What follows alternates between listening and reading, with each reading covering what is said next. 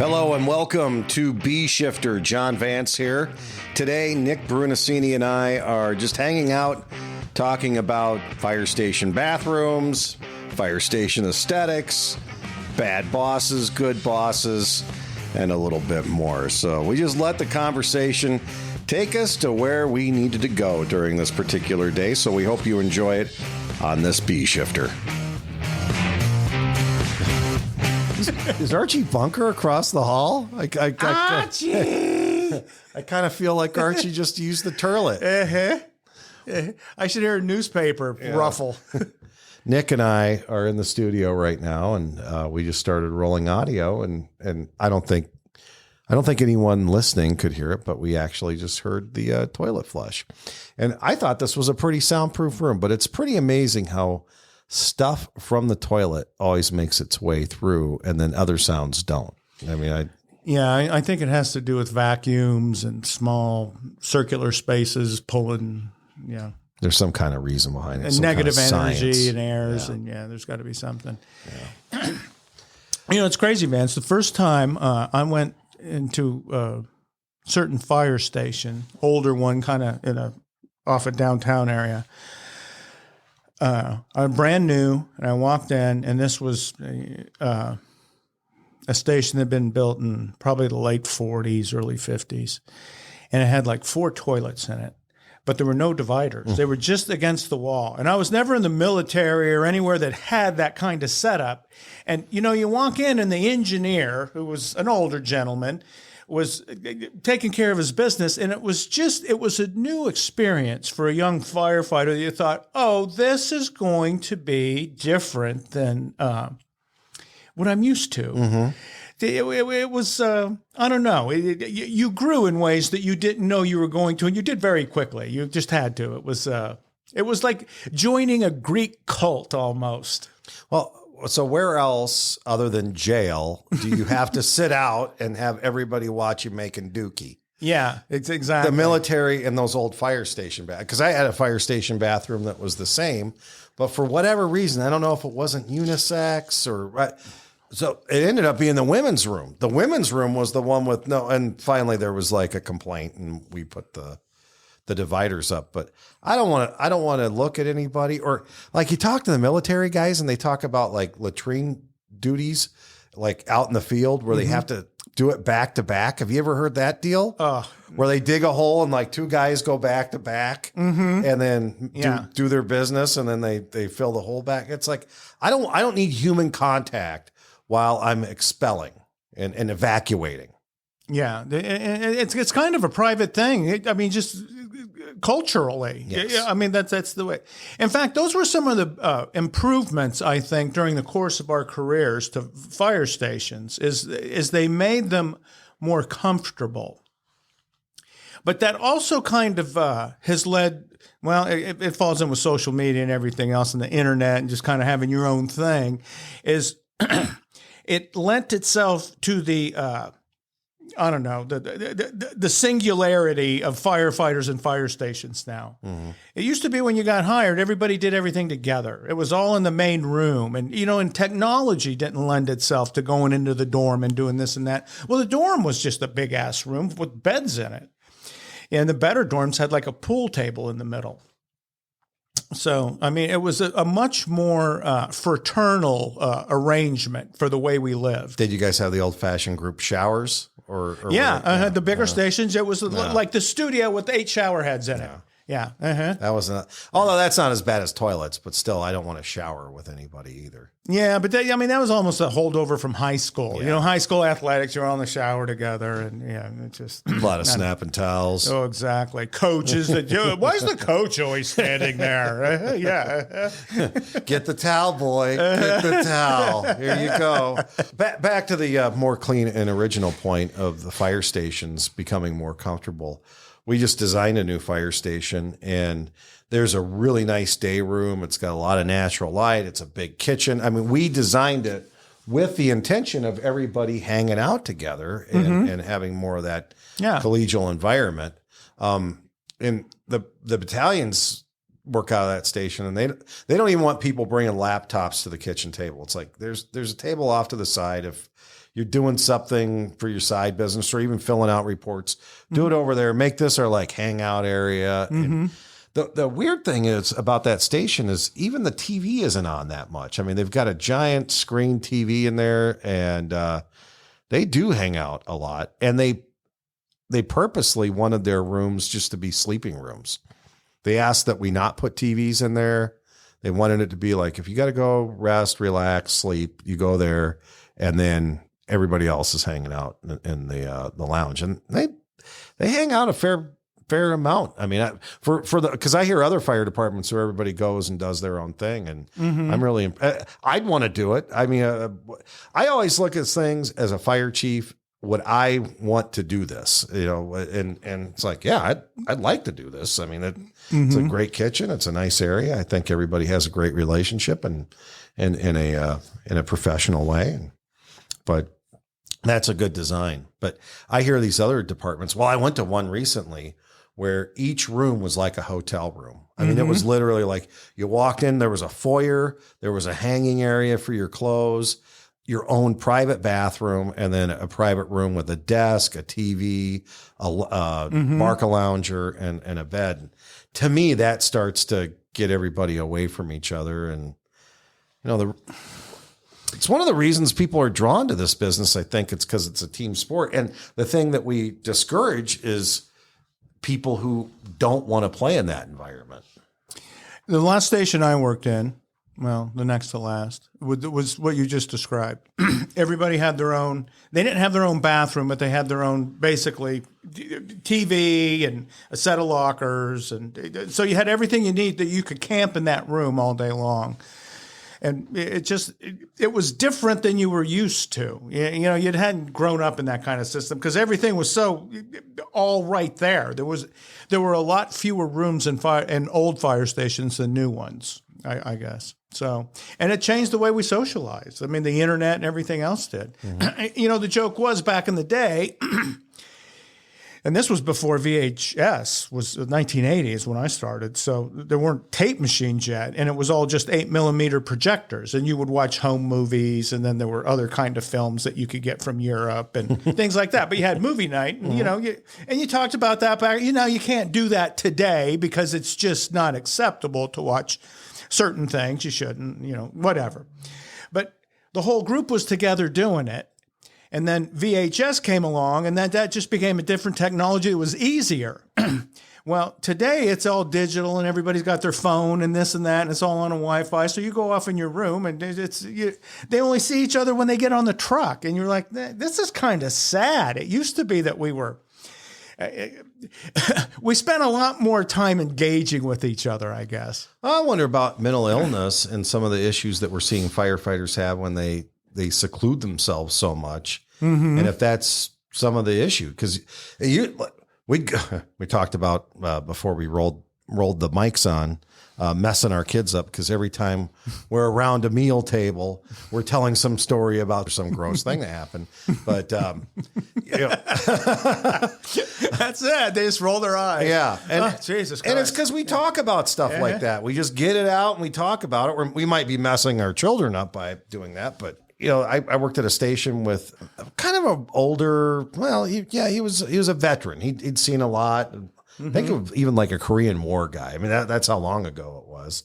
And we go on a full arrest, like a baby full arrest. And we go back and he's like, I'm going to put some coffee on. Let's sit around and talk. And we would actually talk it out. And before we went to bed and went our separate ways, kind of unofficially debrief on it. You know, he wasn't a mental health professional or anything, but I felt a lot better, you know, knowing that, you know, Dave felt like this way and Steve felt like this and I felt like this, and we got to talk about it and then we moved on. But I don't see that going on now. Well, you know what all that is an after-action review. And I think a lot of us have similar experiences there where it's like, okay, this horrible thing happened. And, you know, you get the crew together and you're like, okay, this is, and all the training we received is, if you're having issues and, it's just too much, as you could go home and, get away from it for a little while. But my experience is most of the time the other approach worked better, is people didn't want to leave. And for that very reason, is they said, well, okay, I go home and my family's there. Well, they're going to roll their eyes. They don't understand what the group of us just went through. And thank God. They shouldn't. That's why I do what I do. Usually talking to just around a table, and within, I don't know, 30, 45 minutes, you're screwing with each other again, and everybody forgot why you were sitting there. Yeah. It's like, okay, that went away. Yeah. We'll move on to the next thing. Oh, let's blow Jimmy's locker up now. Who wants chicken pot pie? Yeah. Ooh, baby. It's true, though, man. I mean, when you look at the way we used to communicate and spend time with each other, it just isn't.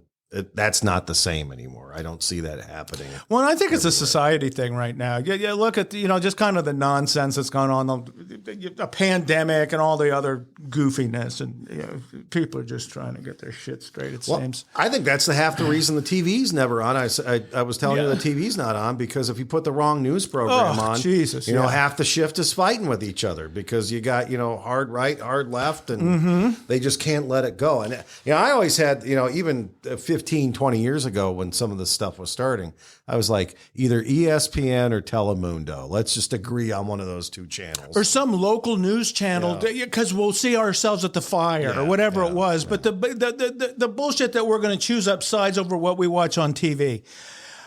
I worked in fire stations where there'd be 3 TVs on all the time. They never were turned off. And half the time, nobody was watching them. It was just the noise of a fire station. There'd be a radio in another room, and there was a million distractions. We were all on top of each other. It was just, you were overwhelmed, and you learned how to just ignore things almost. It was almost like conditioning. Mm-hmm. So it was a different time. What was the favorite place for you that you worked, station-wise? Best assignment? The best place I ever worked was the 3rd Battalion as a BC. That was the best gig I had. And I worked at a lot of great places doing different things, but that was my favorite, was being a BC. Was really good. It was. In fact, if I had stayed a BC, I would have worked longer. I'd have stayed. Well, maybe. I don't know. A bunch of stuff happened, but you retire for different reasons. And so, but I'm going to say that was it. If I could do that right now, if I could do anything, I'd be BC today. I'd go back to the 3rd Battalion and I'd put that back in place. But you can't go back, can you? What was great about it? It was different. Before you're on a company and you're in it, you're underwater all the time. Yeah. It's you're submerged in the company life, and that's what you do, and it's just kind of who you are. And when I became a BC, it was almost like I took 8 steps up, and you could see everything then, and it just made more sense. And it validated a lot of the stuff that we were doing, but there was other things that you thought, no, that's stupid. Why did I even think that or do that? And so you just kind of evolved more because you're in a different position.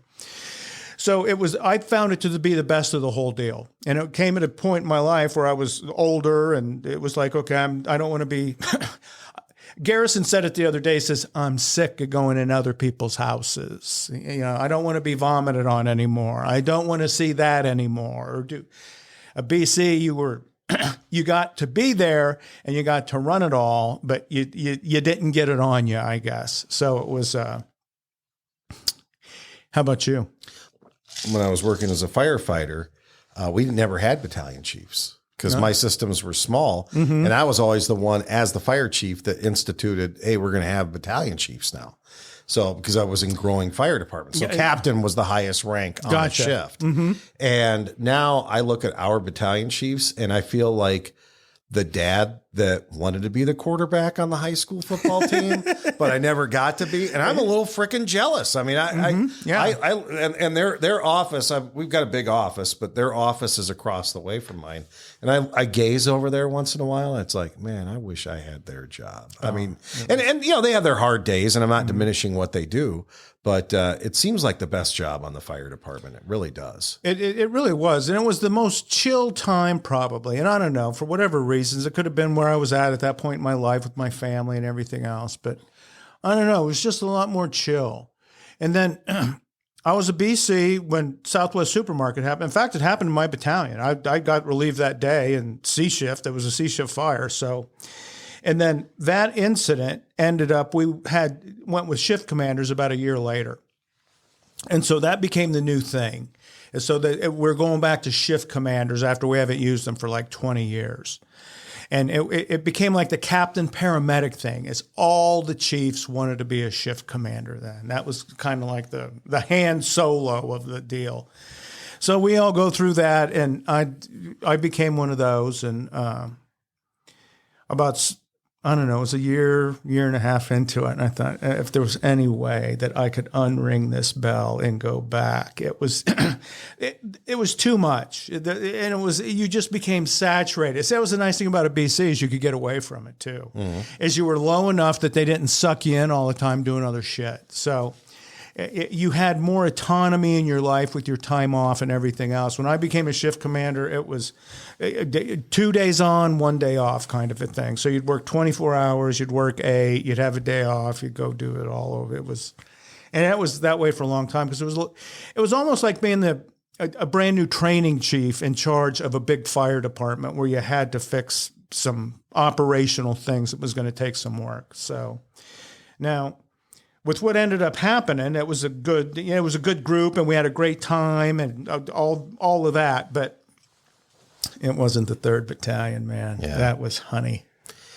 Mine. I really love my job right now, and I'm not saying that just to be politically correct, but as a fire chief, I don't have a lot of politics. I don't have a lot of the issues like when we're talking to Terry that he had to deal with. We're on a growth mode, so we're continuing to add staff, equipment, stations, all that. So it's fun. It's fun right now. As far as being a firefighter, I really think some of the days being a part-time firefighter at progressive departments that were busy because of the full-time job I had at the time, that's what I did. And that's because of some of the people I worked with and the amount of autonomy and stuff that we did. Like sometimes we were running calls in an engine by ourselves. And that's not cool. We don't want that to happen.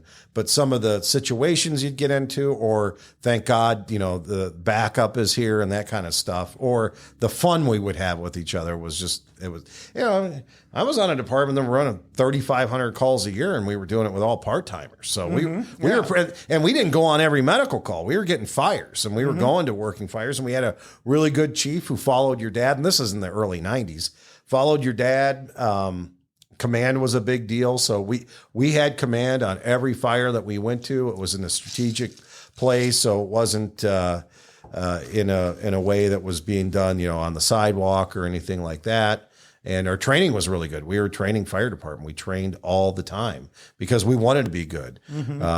It was Pittsfield Fire Department, and we called ourselves the University of Pittsfield, which is kind of a cocky asshole kind of name to call ourselves because, we're better than everybody else, and you're going to come here and train and go get a full-time job. But that's what happened. I mean, people would, if you were a part-timer there, you were pretty much, if you were a decent person and applied yourself, you were guaranteed to get a full-time job somewhere in the fire service. That was a lot of fun.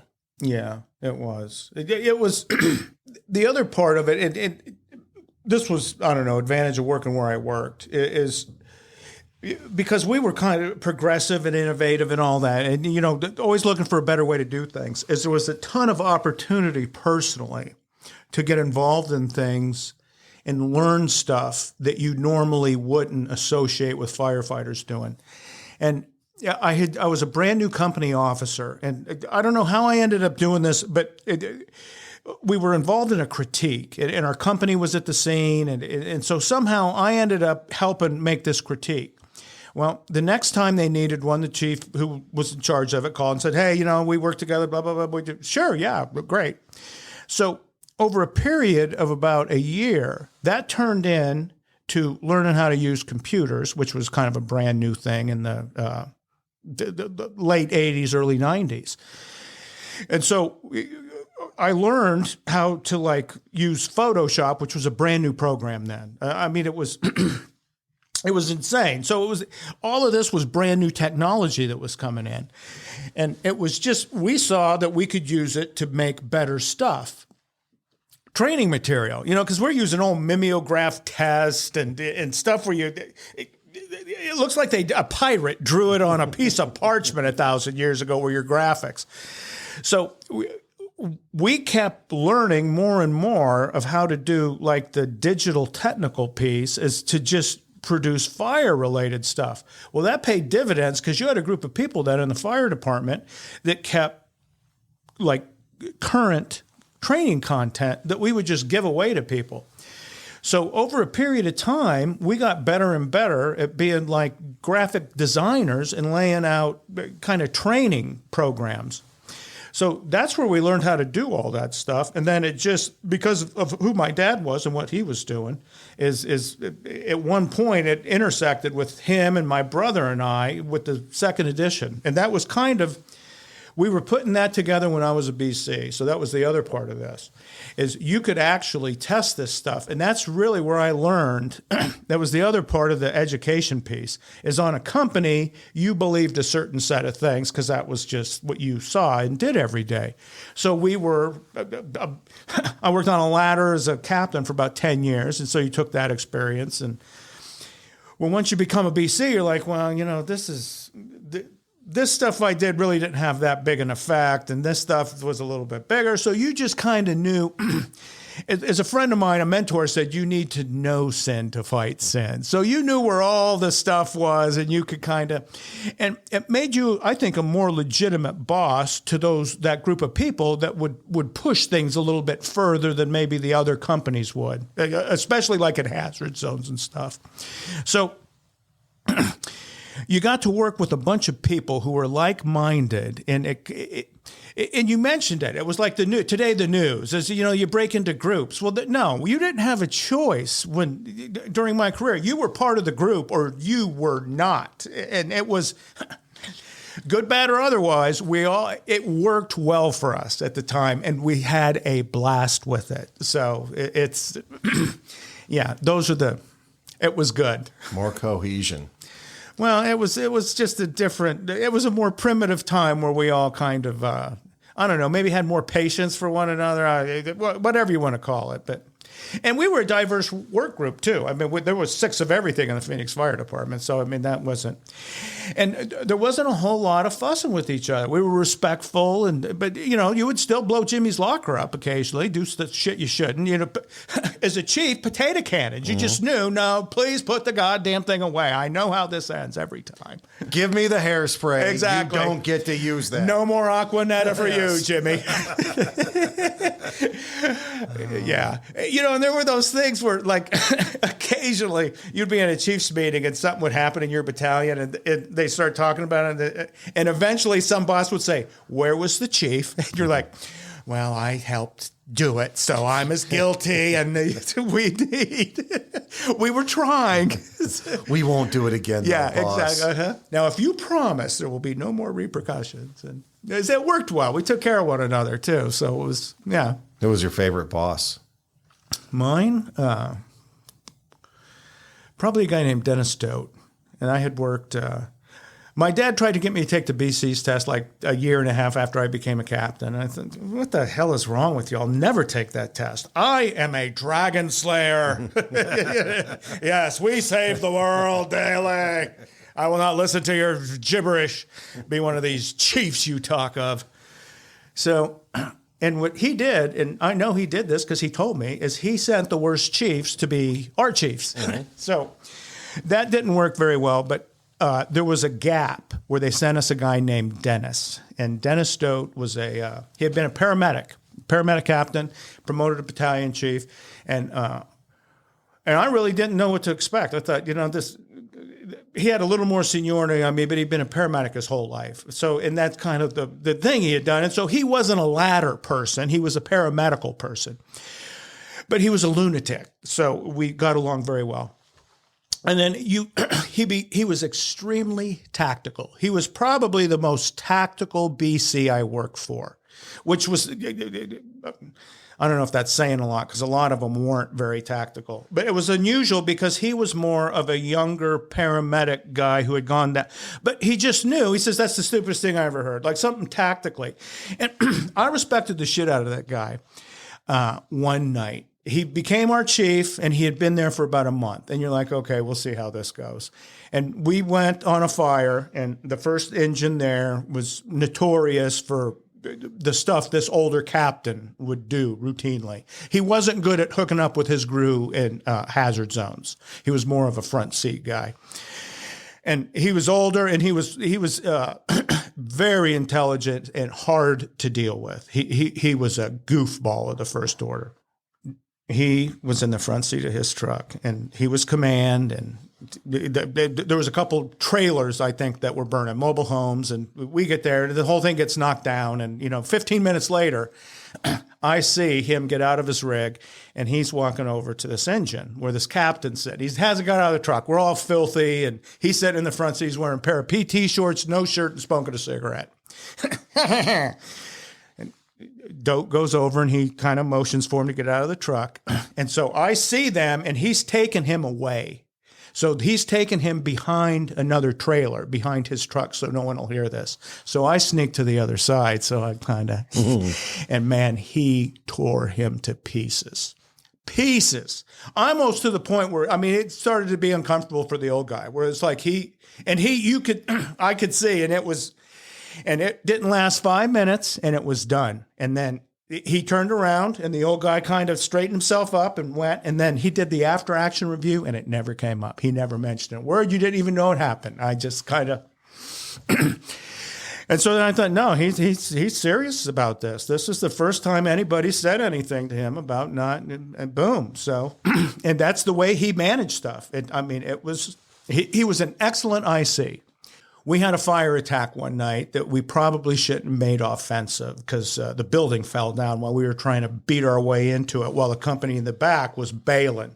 So this thing collapses, and they thought that there were 2 crews inside still. It was one of those deals. It was not pleasant for a few minutes for some people there. And then when they found out everybody was okay, it wasn't pleasant for us for about the next 2 or 3 days. And he was the IC on this thing. So we all kind of got scuffed up together after that. And I think that was the final bonding for us. And in fact, I told a story the last time about the Bobby Begay and the BC that went crazy. And then the BC calls South Deputy. Well, that was Dennis Dote. He got moved up. He was a shift commander then, basically. He was working a battalion one. It was before we had shift commanders, but he was a ranking on-duty BC. So Bobby Begay answered his phone. So, in fact, he had a picture on his desk of Bobby Begay at his family reunion. Oh, man. And it was his whole family. He had a brother who was a fireman, and his wife was a firefighter, and then 20 people in this picture, and Bobby Begay in the middle. And Bobby Begay was holding his slinky in his hand, and then the rest of the slinky went all the way through the picture and out of the frame. It was Dennis Dote's finest possession. He said, "It's everyone I love." Yep. Oh, that's great. Oh, yeah. How could you not love the man? The first time I met Dennis Dote, he was a paramedic captain. I was constant staffing on an ambulance. And I knew who he was, but we kind of formally met each other on this call. You're a captain, salmon on an ambulance. I said, well, you're a captain treating somebody. And the patient, he pulled up in front of his house, got out of his car, took his handgun and stuffed it in the front of his pants and discharged it through his testicle. Ooh. Yeah, so that is not a good thing. So we get him in the back of the ambo, and he's bleeding, and he's kind of in and out. And we get his exposed there, and he's got part blown up and part not. And Dote looks at it and touches it and said, "Looks like that hurts." Oh, that's very astute. You must have went to medical school.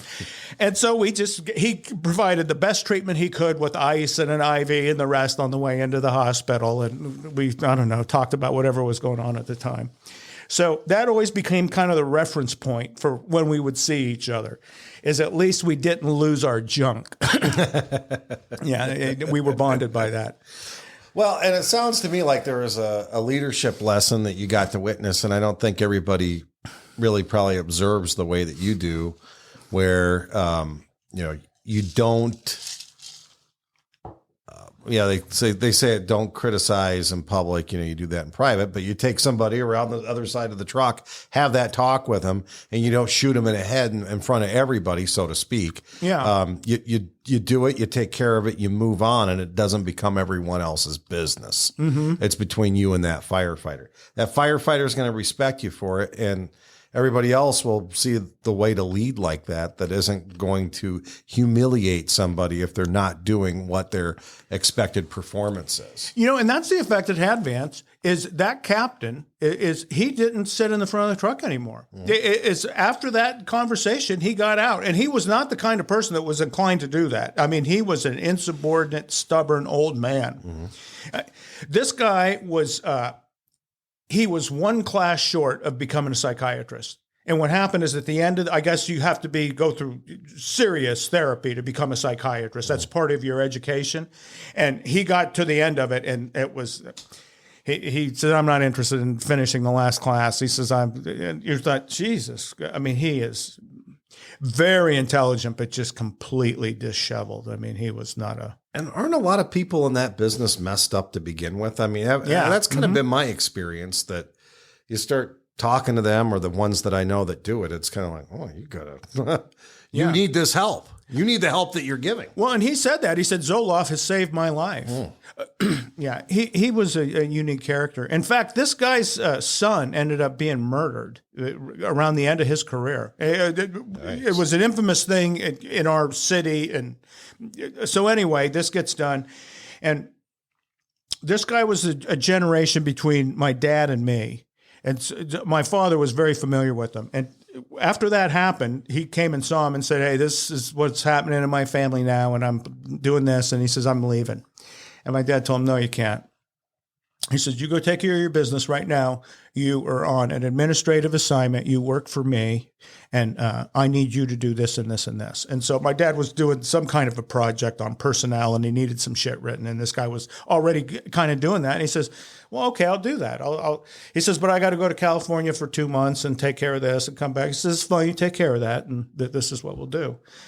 So he kept him. I bet he was there 3 or 4 more years in that kind of capacity. I think he worked on a fire truck even a little bit before he disconnected finally.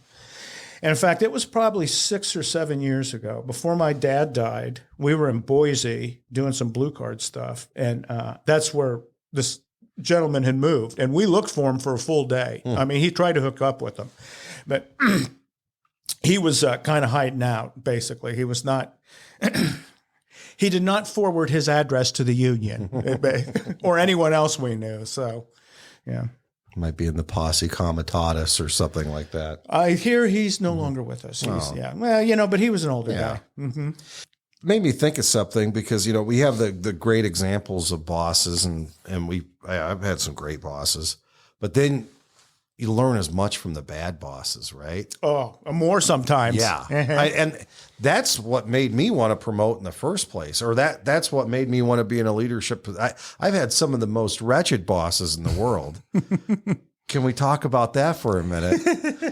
Just because, that will be therapeutic, and we won't have to visit the therapist. And, that's a cathartic thing to be able to. So tell me about yours. Bad bosses. Several. They were usually older. Well, some of them were younger. The worst one, when I was a young firefighter, you go through the academy, you work at 3 different stations, your probation. After you complete that first year, you're off probation. And my system at that time, you became a rover, right? So you didn't have a permanent assignment. You were a fill-in person. So, and then very quickly, within a week, 2 weeks, 3 weeks, a month, you figure out, okay, this part of town, and that you kind of stay in the same place. Well, and there were certain trouble stations that were always open. And it was usually because of the officer in the thing. Nobody wanted to work for this person. So I went to this one station, and it was an old guy, and, white socks, crew cut, long sideburns, smoking a cigarette all the time, controlled the TV set. Nobody else could do that. And the stations, we all had plastic dishes. Well, this guy had a plate, a china plate that was his plate that he ate on, and everybody else had to eat in plastic. And he was just kind of a jerk of the first order. So And we were on B shift, and B shift is where they put the artist, let's say. Social artistry happened on B shift. So one day I roved into this station, and we talked about him last night at dinner. Mr. Smut was there, who was a little bit older than me. He had been one of my early mentors when I was a young man in high school. And he was a very insubordinate human being, you could say. He owned a bar, and he was a bouncer type. And so the two of us end up at Engine 15 on this day. And the shift commander who sent us there was a very colorful character, if you will. And he did not like this captain. That's why the two of us were there. So this guy sees who his crew was. And I had worked there for about a week or so and did not like him at all and did not want to go back. And I called in that morning and said, how much longer do I have to be there? He said, this may be your last day, probably. We'll see how it goes. It's okay. So you're thinking, these are the people, you have to be nice to the people who answer the phone in the morning because they tell you where you're going to go. Well, if you yell at them, you go to places you don't want to go. And it's like, okay, I'll go wherever you want. Thank you. So I go back and I see Mr. Smut comes in. And so I'm aware that we're there for a reason.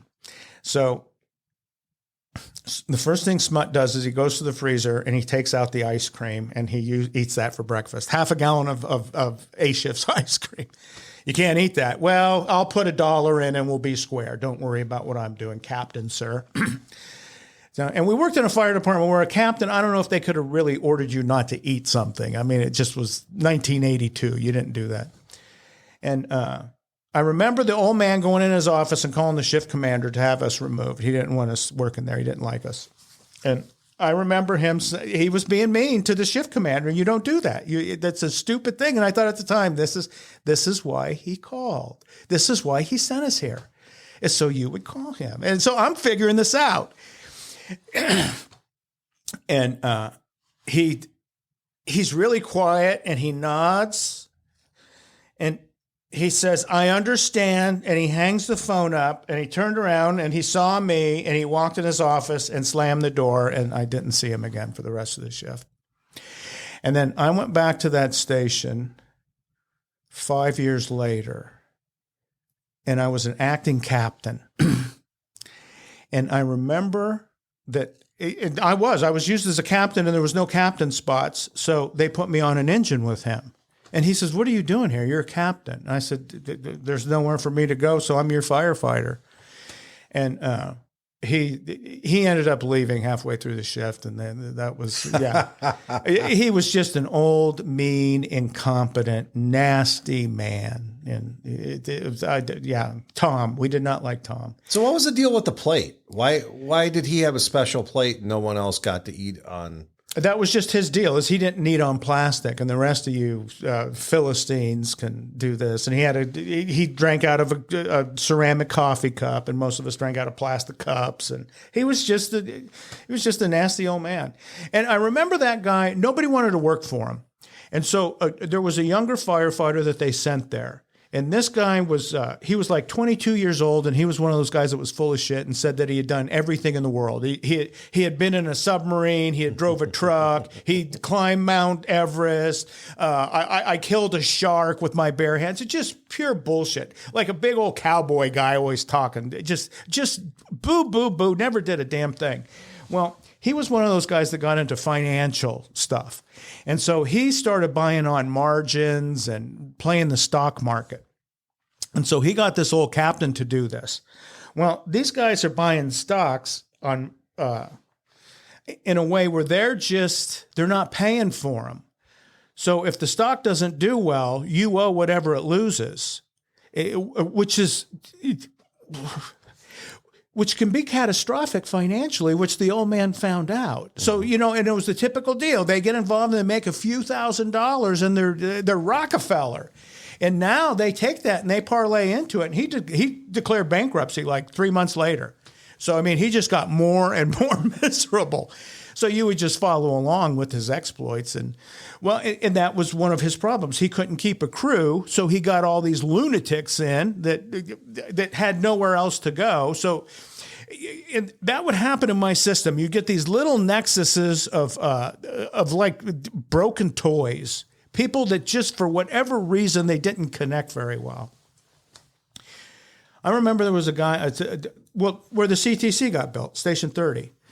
There was a guy who had a side job there. And so you used to have, in the old days, you had telephones in fire stations, and you would have like 1 or 2 lines. And it was like, you had a regular phone, you'd pick it up, you dial, you had push buttons or rotary dials, and then you would have 2 or 3 lines. Well, Station 30 was a smaller station, so it had 2 lines. Well, this guy had a side job, he's on the phone all day. The captains told him, no, you can't be on the, this is a fire station phone, it's not yours.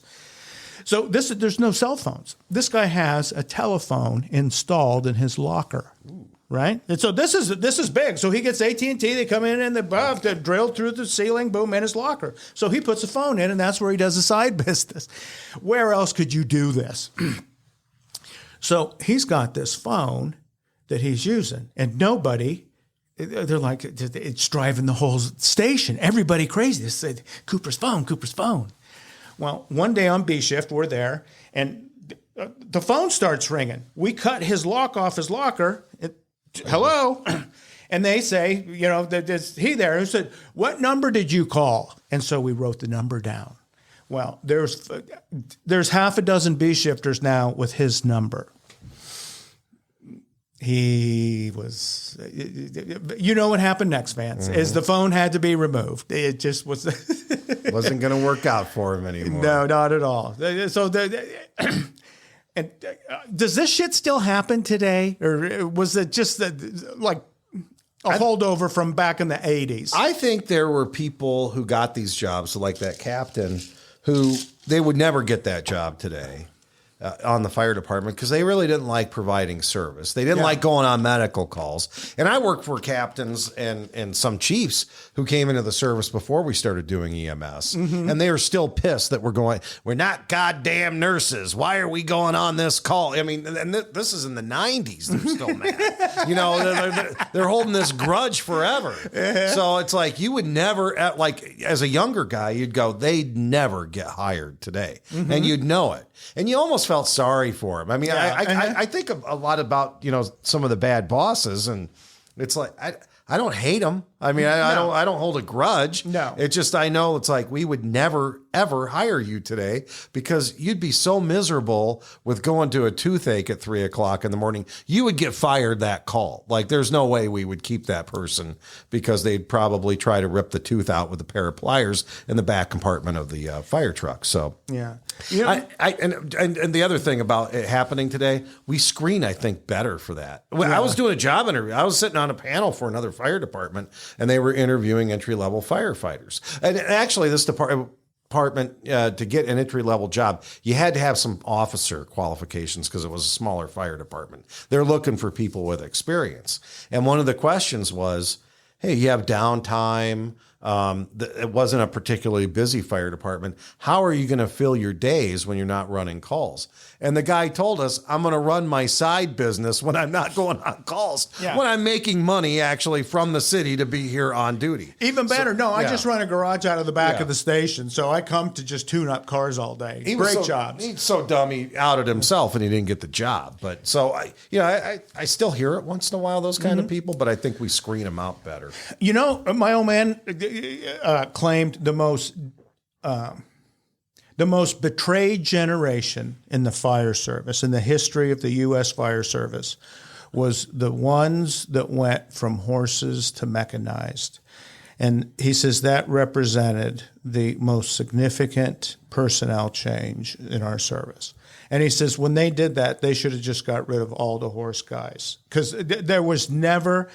It's like, okay, I have my dog and I'm going to get rid of it for a toy wagon. You can't. So he says, and you can understand. If I grew up with horses and they replace it with a mechanized thing, I'd be pissed too. He says, it's what you grew up with and it's what you're used to. And he says, but I find it odd, son, because back then is that's why they mopped the floors, because the horse would pull the buggy in and there would be horse shit on the wheels. And he says, when I was hired in 1958, we mopped the tire tracks out of the bay. And I said, we did the same thing. He says, yeah, that's why you did it. I said, That's it. I thought we did it just because we were neat. He says, no, because it used to smell like shit if you didn't. He says, now it's just a tire track. He says, you're going to mop every time? He says, there's crew. He says, yesterday, Engine 11 went on 24 calls. He says, you're going to mop the floor 24 times? It's an intelligence test. I said, yeah, we told C-Shift that when they came in and the station was a little messy. He said, well, no, you guys can't pull ceiling in your own station and expect them to be happy to see you. Well, Dad, we set the kitchen on fire. We had to pull ceiling, goddamn it. That happened, yeah. I did it until 1994. We had a chief that was the rule every time, and this is in Indiana. But so I'm having a flashback right now. There was a mop bucket and a mop, and if the damn floor wasn't done, this guy would come unglued. It's like every single call, any time of year. You were out there mopping. Yeah, it's snowing. I'm mopping. Well, it took 20 years to make the transition from horses to mech. Like, there were departments out there with motorized fire apparatus that were sitting, and they were still holding on to the horses. They wouldn't go over, or the horse guys would sabotage the mechanized apparatus. They said that happened the first 4 or 5 years into service, as they destroy the apparatus so the horses would stay. Is that how we're going to be about electric engines? Because people are pissed about electric engines, and I have no affinity for a diesel engine over a Who gives electric. A shit? Yeah, it's a fire truck, man. As long as you can pump water with it, get you to the thing. Come on, baby. People are acting like it's sacrilege to have an electric fire. I don't know anything about electric fire engines, but Vance, I don't know that it's going to be something that we. Well, I don't know. It depends on, I guess, how much longer you're there, but I don't see them taking over for gas anytime soon. What's it take? 2 years to build an electric engine today? Oh, well, it's taken 2 years to build a diesel engine today. It's probably even longer, and the cost is double. So a fire department near me just bought engines for $1 million each. It's cost electric? No. Just diesel. regular. Yeah. So add another $1 million, then you get an electric engine. Yeah. And in the upper Midwest, where it gets to be 40 below zero, I don't see that working out. But I'm not pissed about it either. It's like whatever happens, happens. Yeah, you spin the shaft to get the water out the end. I mean, that's kind of what we do. So I don't know. We have an old gas power engine downstairs. Oh, it's beautiful. Oh, it's gorgeous. It's shiny like a red. Yeah. And I'll mop the tracks every time we pull it out. Yeah, so far that's been once. It doesn't make many runs. And there's no horse shit around here either. No, so there isn't. That's good. No, that's pretty good. In fact, there's more Chinese food than there is horse shit. All right, that does it. Okay, Vance, we knocked one out. I love talking. It's all good, baby. See y'all next time. Woohoo! And that wraps up this Bee Shifter. Thank you so much for tuning in and listening to us today. If you like what you heard, I know today was a little bit out of the ordinary for us, but we'll probably do a few more like these because we truly enjoy hanging out and talking to you guys. If you have any suggestions for us, or you'd like to drop us a line, all of our contact information is in the show notes. Make sure to subscribe, tell a friend, and until next time, thanks so much for listening to Bee Shifter.